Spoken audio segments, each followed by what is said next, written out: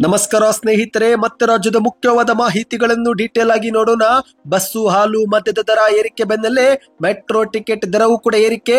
ರಾಜ್ಯಾದ್ಯಂತ ವ್ಯಾಪಕ ಆಕ್ರೋಶ.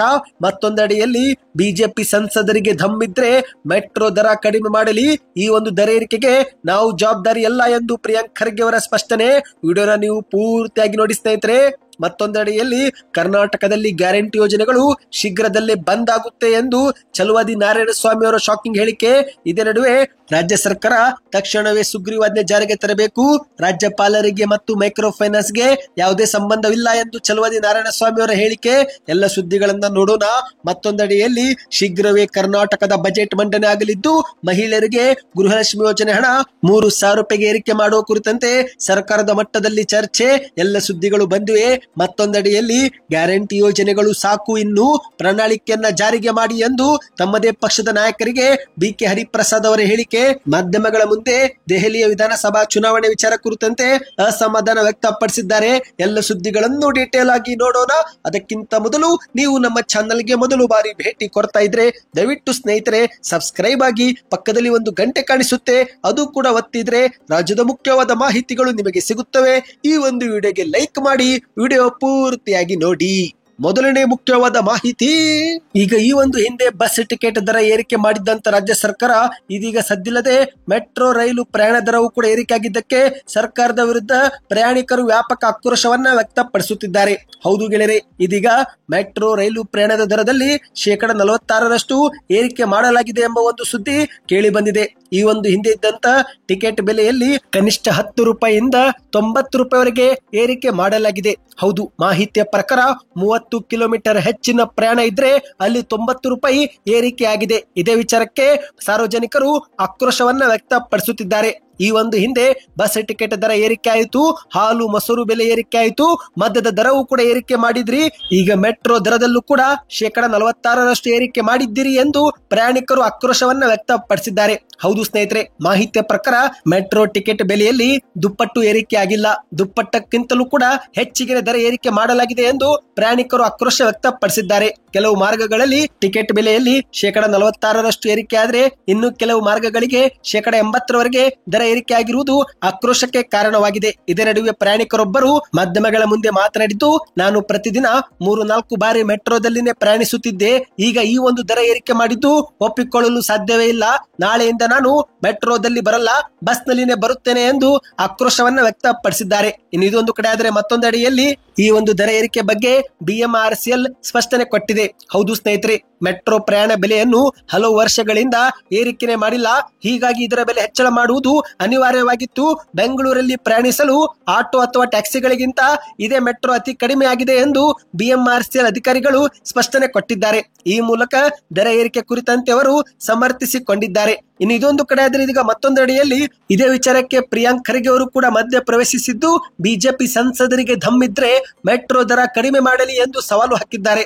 ಹೌದು ಸ್ನೇಹಿತರೆ, ಈ ಒಂದು ಬೆಲೆ ಏರಿಕೆ ಮಾಡಿರುವುದು ನಮ್ಮ ಸರ್ಕಾರ ಅಲ್ಲ ಎಂದು ಪ್ರಿಯಾಂಕ್ ಖರ್ಗೆ ಅವರು ಮಾಧ್ಯಮಗಳ ಮುಂದೆ ತಿಳಿಸಿದ್ದಾರೆ.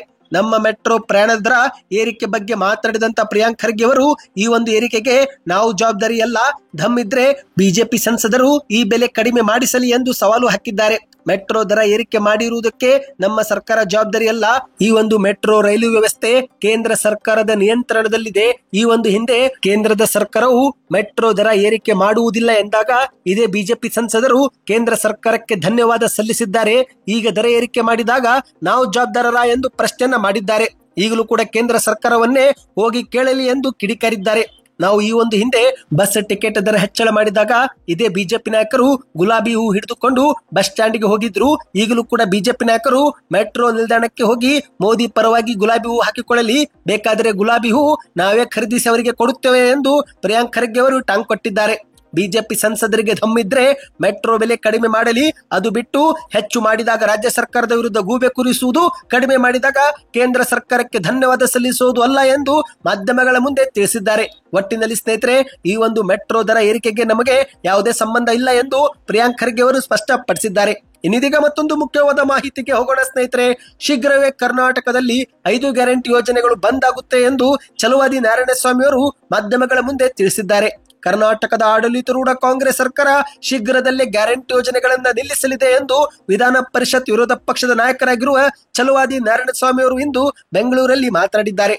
ಹೌದು, ಬಿಜೆಪಿಯ ರಾಜ್ಯ ಕಾರ್ಯಾಲಯ ಜಗನ್ನಾಥ ಭವನದಲ್ಲಿ ಸುದ್ದಿಗಾರರ ಮುಂದೆ ಮಾತನಾಡಿದಂತ ಛಲವಾದಿ ನಾರಾಯಣಸ್ವಾಮಿ ಅವರು ಕಾಂಗ್ರೆಸ್ ಸರ್ಕಾರವು ತನ್ನ ಗ್ಯಾರಂಟಿ ಯೋಜನೆಗಳನ್ನ ಕೊನೆಗೊಳಿಸುವ ಕೆಲಸಕ್ಕೆ ಈಗಾಗಲೇ ಕೈ ಹಾಕಿದೆ ಎಂದು ಅನಿಸುತ್ತೆ. ಈಗಾಗಲೇ ಸರ್ಕಾರ ಹಾಲು, ಮೊಸರು, ಮದ್ಯದ ದರ, ಸ್ಟ್ಯಾಂಪ್ ಡ್ಯೂಟಿ, ಪೆಟ್ರೋಲ್, ಡೀಸೆಲ್ ಎಲ್ಲ ಬೆಲೆ ಹೆಚ್ಚಿಗೆ ಮಾಡಿದೆ. ಈಗ ಮೆಟ್ರೋ ರೈಲು ಬೆಲೆಯೂ ಕೂಡ ಹೆಚ್ಚಿಗೆ ಆಯಿತು. ಇಷ್ಟೆಲ್ಲ ಆದ್ರೂ ಕೂಡ ಇನ್ನೂ ಬೆಲೆ ಏರಿಕೆ ಆಗುತ್ತಲೇ ಇದೆ. ಬೆಲೆ ಏರಿಕೆ ಮಾಡುವ ಮೂಲಕ ಜನರನ್ನ ಇವರು ಲೂಟಿ ಮಾಡ್ತಿದ್ದಾರೆ ಎಂದು ಮಾಧ್ಯಮಗಳ ಮುಂದೆ ಕಿಡಿಕಾರಿದ್ದಾರೆ. ಕರ್ನಾಟಕದಲ್ಲಿ ಕಾಂಗ್ರೆಸ್ ಸರ್ಕಾರವು ಚುನಾವಣೆಗೂ ಮುನ್ನ ಕೊಟ್ಟಿರುವ 5 ಗ್ಯಾರಂಟಿಗಳ ಜೊತೆಗೆ ಅಭಿವೃದ್ಧಿ ಕಾರ್ಯ ಕೂಡ ಮಾಡಬೇಕಾಗಿತ್ತು, ಸಮಾನ ತೂಕದಲ್ಲಿ ಸಾಗಿಸಬೇಕಾಗಿತ್ತು. ಆದ್ರೆ ಅದೇ ಗ್ಯಾರಂಟಿಗಳ ಭರಾಟೆಯಲ್ಲಿ ರಾಜ್ಯ ಸರ್ಕಾರ ಮುಳುಗಿ ಹೋಗಿತ್ತು. ಇಂದು ರಾಜ್ಯದ ಮುನ್ನಡೆಗೆ ಅಗತ್ಯವಾದ ಮೂಲಭೂತ ಸೌಕರ್ಯ, ಉದ್ಯೋಗ ಸೃಷ್ಟಿ, ಕೈಗಾರಿಕಾ ಅಭಿವೃದ್ಧಿ, ಕೃಷಿ ಕ್ಷೇತ್ರ, ಆರೋಗ್ಯ, ಕಾನೂನು ಸುವ್ಯವಸ್ಥೆ, ಶಿಕ್ಷಣ ಸೇರಿದಂತೆ ಇನ್ನಿತರ ಕ್ಷೇತ್ರಗಳಿಗೆ ಇವರು ಗಮನ ಹರಿಸುತ್ತಿಲ್ಲ. ಈ ಕುರಿತಂತೆ ಅವರದ್ದೇ ಪಕ್ಷದ ಶಾಸಕರಾಗಿರುವ ಬಿ.ಕೆ. ಹರಿಪ್ರಸಾದ್ ಅವರೇ ಮಾಧ್ಯಮಗಳ ಮುಂದೆ ಅಸಮಾಧಾನ ವ್ಯಕ್ತಪಡಿಸಿರುವುದು ದುರದೃಷ್ಟಕರ ಸಂಗತಿಯಾಗಿದೆ ಎಂದು ಮಾಧ್ಯಮಗಳ ಮುಂದೆ ಕಿಡಿಕಾರಿದ್ದಾರೆ. ಇಂದು ರಾಜ್ಯದ ಕಾಂಗ್ರೆಸ್ ಸರ್ಕಾರ ಪಂಚ ಗ್ಯಾರಂಟಿ ಕೊಟ್ಟು ಅಭಿವೃದ್ಧಿ ಎನ್ನುವ ಗ್ಯಾರಂಟಿ ನೀಡಲು ಸಾಧ್ಯವಾಗದೆ ಸರ್ಕಾರ ತನ್ನ ಖಜಾನೆಯನ್ನ ಖಾಲಿ ಮಾಡಿಕೊಂಡು ಎಲ್ಲಾ ವಲಯ, ಎಲ್ಲಾ ಇಲಾಖೆಗಳಲ್ಲಿ ದರ ಏರಿಕೆ ಮಾಡುತ್ತಾ ಜನಸಾಮಾನ್ಯರ ನಿತ್ಯ ಜೀವನ ಜೊತೆ ಚೆಲ್ಲಾಟವಾಡ್ತಿದೆ ಎಂದು ಮಾಧ್ಯಮಗಳ ಮುಂದೆ ವಾಗ್ದಾಳಿ ನಡೆಸಿದ್ದಾರೆ. ಇನ್ನು ಇದೇ ನಡುವೆ ಮೈಕ್ರೋ ಫೈನಾನ್ಸ್ ಸುಗ್ರೀವಾಜ್ಞೆಗೆ ರಾಜ್ಯಪಾಲರು ಸಹಿ ಹಾಕದೆ ವಾಪಸ್ ಕಳುಹಿಸಿದ ವಿಚಾರಕ್ಕೆ ಮಾತನಾಡಿದಂತ ಛಲವಾದಿ ನಾರಾಯಣಸ್ವಾಮಿ ಅವರು, ನೋಡ್ರಿ, ರಾಜ್ಯಪಾಲರಿಗೂ ಮತ್ತು ಮೈಕ್ರೋ ಫೈನಾನ್ಸ್ಗೂ ಯಾವುದೇ ಸಂಬಂಧವಿಲ್ಲ.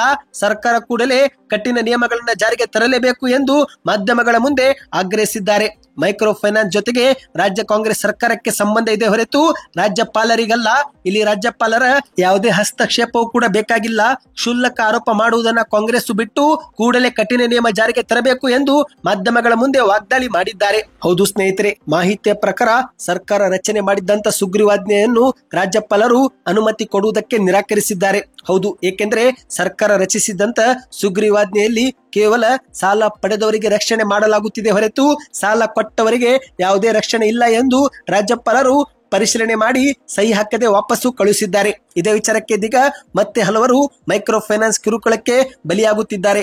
ಹಾಗಾಗಿ ಸರ್ಕಾರ ಕೂಡಲೇ ಕಾನೂನು ನಿಯಮ ಜಾರಿಗೆ ತರಬೇಕು ಎಂದು ಬಿಜೆಪಿ ನಾಯಕರು ಆಗ್ರಹಿಸುತ್ತಿದ್ದಾರೆ. ಇನ್ನೀಗ ಮತ್ತೊಂದು ಮುಖ್ಯವಾದ ಮಾಹಿತಿಗೆ ಹೋಗೋಣ ಸ್ನೇಹಿತರೆ. ಕಾಂಗ್ರೆಸ್ ಸರ್ಕಾರದ ಗ್ಯಾರಂಟಿಯಲ್ಲೇ ಜನಪ್ರಿಯವಾಗಿರುವ ಗೃಹಲಕ್ಷ್ಮಿ ಯೋಜನೆ ಕುರಿತಂತೆ ಒಂದು ಗುಡ್ ನ್ಯೂಸ್ ಬಂದಿದೆ.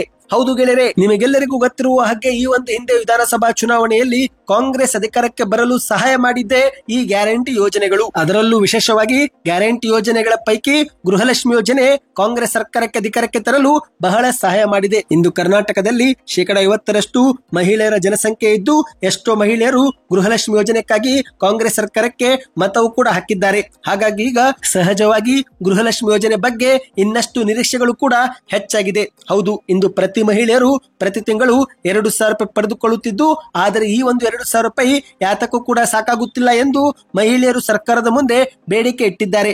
ಈಗ ಗೃಹಲಕ್ಷ್ಮಿ ಯೋಜನೆಯಲ್ಲಿ ಹೆಚ್ಚಿಗೆ ಮಾಡಬೇಕು ಎಂದು ಸರ್ಕಾರಕ್ಕೆ ಬೇಡಿಕೆ ಇಟ್ಟಿದ್ದಾರೆ. ಇದೇ ಒಂದು ಬೆನ್ನಲ್ಲೇ ಮುಖ್ಯಮಂತ್ರಿ ಸಿದ್ದರಾಮಯ್ಯನವರು ಬಜೆಟ್ ಪೂರ್ವಭಾವಿ ಸಭೆ ಮಾಡುತ್ತಿದ್ದು, ಈ ಬಾರಿಯ ಬಜೆಟ್ ನಲ್ಲಿ ಈ ಒಂದು ಗೃಹಲಕ್ಷ್ಮಿ ಯೋಜನೆ ಹಣದಲ್ಲಿ ಹೆಚ್ಚಳವಾಗುವ ಸಾಧ್ಯತೆ ಇದೆ ಎಂದು ನಿರೀಕ್ಷಿಸಲಾಗಿದೆ. ಈ ಒಂದು ಹಿಂದೆ ಸ್ನೇಹಿತರೆ 2,300 ಅಥವಾ 2,500 ರೂಪಾಯಿ ಏರಿಕೆ ಆಗಬಹುದು ಎಂದು ನಿರೀಕ್ಷೆ ಮಾಡಲಾಗುತ್ತಿತ್ತು.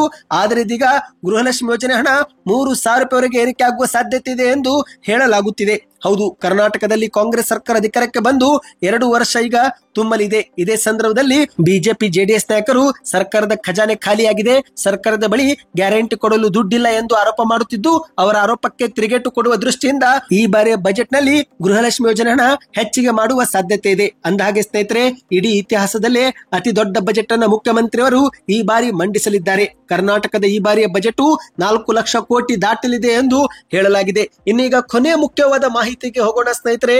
ಈಗ ಮಾಧ್ಯಮಗಳ ಮುಂದೆ ಕಾಂಗ್ರೆಸ್ ಪಕ್ಷದ ಹಿರಿಯ ಮುಖಂಡರಾಗಿರುವ ಬಿ.ಕೆ. ಹರಿಪ್ರಸಾದ್ ಅವರು ತಮ್ಮದೇ ಗ್ಯಾರಂಟಿ ಯೋಜನೆಗಳ ಬಗ್ಗೆ ಅಸಮಾಧಾನ ವ್ಯಕ್ತಪಡಿಸಿದ್ದಾರೆ.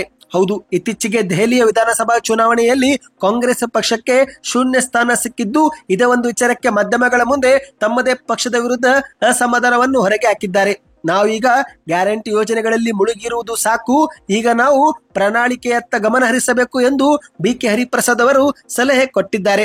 ಮಾಧ್ಯಮಗಳ ಮುಂದೆ ಬೆಂಗಳೂರಲ್ಲಿ ದೆಹಲಿಯ ಚುನಾವಣಾ ಫಲಿತಾಂಶ ವಿಚಾರ ಕುರಿತಂತೆ ಮಾತನಾಡಿದಂತೆ ಇವರು, ಕರ್ನಾಟಕದಲ್ಲಿ ನಾವು ಇಂದು ಗ್ಯಾರಂಟಿಯಲ್ಲಿ ಮುಳುಗಿರುವುದು ಸಾಕು, ಗ್ಯಾರಂಟಿ ಒಂದು ಕಡೆ ಇರಲಿ, ಗ್ಯಾರಂಟಿ ಕೊಟ್ಟಿರುವುದು ತಪ್ಪಲ್ಲ, ಆದ್ರೆ ಅದರಲ್ಲಿನೇ ಮುಳುಗಿದ್ರೆ ಏನೂ ಕೂಡ ಆಗೋದಿಲ್ಲ. ಚುನಾವಣೆ ವೇಳೆ ನಾವು ಪ್ರಕಟಿಸಿದಂತ ಪ್ರಣಾಳಿಕೆ ಭರವಸೆಯೂ ಕೂಡ ನಾವು ಜಾರಿಗೆ ತರಬೇಕು ಎಂದು ಮಾಧ್ಯಮಗಳ ಮುಂದೆ ಸಲಹೆ ಕೊಟ್ಟಿದ್ದಾರೆ. ನಾವು ಕಟ್ಟಿರುವಂತಹ ಎಲ್ಲ ಒಂದು ಪ್ರಣಾಳಿಕೆ ಭರವಸೆಗಳನ್ನ ಅನುಷ್ಠಾನಕ್ಕೆ ತರದೇ ಇದ್ರೆ ಮುಂದೆ ನಮಗೂ ಕೂಡ ಕಷ್ಟವಾಗಲಿದೆ. ನಮ್ಮ ಪ್ರಣಾಳಿಕೆಯಲ್ಲಿ ಕೊಟ್ಟ ಭರವಸೆಗಳು ಹಲವು ಇವೆ. ಕೃಷಿ, ಸಾಮಾಜಿಕ, ಶೈಕ್ಷಣಿಕ ಅಭಿವೃದ್ಧಿ ಸೇರಿದಂತೆ ಹಲವು ಪ್ರಣಾಳಿಕೆಯಲ್ಲಿ ಭರವಸೆಗಳನ್ನು ಕೊಟ್ಟಿದ್ದು, ಆದಷ್ಟು ಬೇಗ ನಾವು ಅದನ್ನ ಈಡೇರಿಸಬೇಕು. ಆಗಲೇ ಮಾತ್ರ ನಮ್ಮ ಪಕ್ಷಕ್ಕೆ ಒಳ್ಳೆಯದಾಗಲು ಸಾಧ್ಯ ಎಂದು ಮಾಧ್ಯಮಗಳ ಮುಂದೆ ಎಚ್ಚರಿಸಿದ್ದಾರೆ. ಈ ಮೂಲಕ ಸ್ನೇಹಿತರೆ, ಇನ್ನಷ್ಟು ಹಲವು ಯೋಜನೆಗಳು ಮುಂದಿನ ದಿನಗಳಲ್ಲಿ ಕಾಂಗ್ರೆಸ್ ಸರ್ಕಾರ ಕರ್ನಾಟಕದಲ್ಲಿ ಜಾರಿಗೆ ತರಲಿದೆ. ಏಕೆಂದರೆ ಸ್ನೇಹಿತರೆ, ಇಂದು ಇಡೀ ಭಾರತದಲ್ಲಿ ಕರ್ನಾಟಕ ಮತ್ತು ತೆಲಂಗಾಣ ರಾಜ್ಯ ಬಿಟ್ಟರೆ ಎಲ್ಲ ರಾಜ್ಯಗಳಲ್ಲಿ ಬಿಜೆಪಿ ಮತ್ತು ಎನ್ಡಿಎ ಮಿತ್ರ ಪಕ್ಷಗಳು ಆಡಳಿತ ಮಾಡುತ್ತಿವೆ. ಹಾಗಾಗಿ ಕರ್ನಾಟಕದಲ್ಲಿ ಕಾಂಗ್ರೆಸ್ ತನ್ನ ಹಿಡಿತವನ್ನ ಸಾಧಿಸಬೇಕೆಂದ್ರೆ ಇನ್ನಷ್ಟು ಆಕರ್ಷಕ ಯೋಜನೆಗಳನ್ನ ಜಾರಿಗೆ ತರುವುದು ಅನಿವಾರ್ಯವಾಗಿದೆ. ಸದ್ಯಕ್ಕೆ ಎಷ್ಟೇ ಇತ್ತು ಈ ಒಂದು ವಿಡಿಯೋ. ನೀವು ಇಲ್ಲಿಯವರೆಗೆ ಪೂರ್ತಿಯಾಗಿ ನೋಡಿದ್ರೆ ಕಮೆಂಟ್ ನಲ್ಲಿ ಕಂಪ್ಲೀಟ್ ವಿಡಿಯೋ ಅಂತ ಕಮೆಂಟ್ ಮಾಡಿ. ಇದರಿಂದ ನಮಗೂ ಕೂಡ ಒಂದು ಉತ್ತಮ ಫೀಡ್ಬ್ಯಾಕ್ ಸಿಗುತ್ತೆ. ಈ ಒಂದು ಮಾಹಿತಿ ಇಷ್ಟವಾಗಿದ್ರೆ ಲೈಕ್ ಮಾಡಿ ಸ್ನೇಹಿತರೆ. ಹೆಚ್ಚಿನ ಮಾಹಿತಿ ಪಡೆಯಲು ಚಾನಲ್ಗೆ ಸಬ್ಸ್ಕ್ರೈಬ್ ಮಾಡಿ.